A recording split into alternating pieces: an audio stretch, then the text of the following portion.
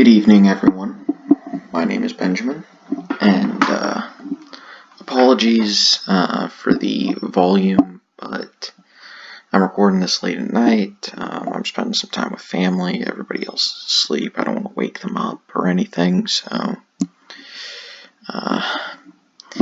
yeah, this is going to be the thing for the next couple of weeks.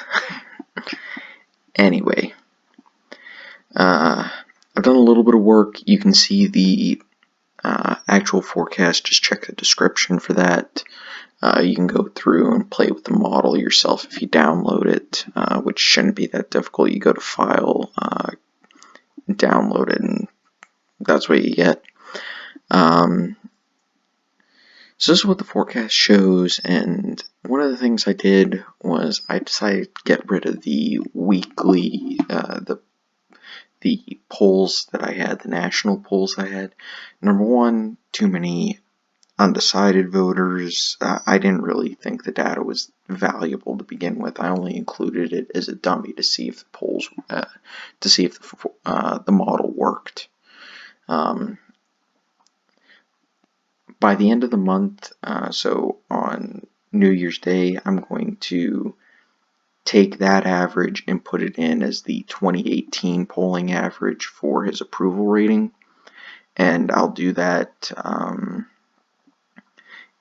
every month. I'll condense polls at the end of every month, so it'll be January, February, March, April, May, and that's the way I'm going to ensure that recent polls have more weight, because I think that's the best way to do it.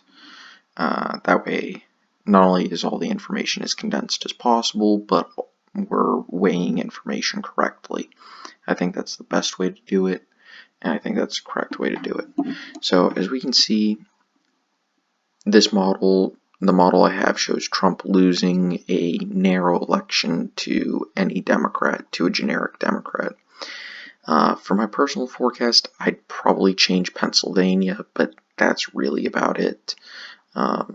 Wisconsin, Michigan, Minnesota are also fairly close. Nevada a little bit further out. New Hampshire a little bit further out. Maine somewhere around New Hampshire and Nevada. Anyway, so as you can tell, they have a 2020 Senate election up, and I have the Republicans losing a net one net seat, the Democrats picking up a net of one, and this is just because I'm a little skeptical about Suzanne Collins winning Maine in a presidential election year. I definitely think it's possible. That's why it's a tilt. I think this race is a true toss-up. That's why that's the only reason why I have it as a tilt. She can definitely win it, as you can see.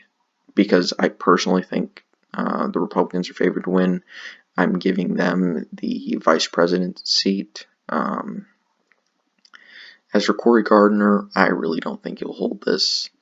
And I've said this before, Michigan should be leans Democrat. And again, the shading is based more on my confidence margin rather than what I think the margin of victory will be.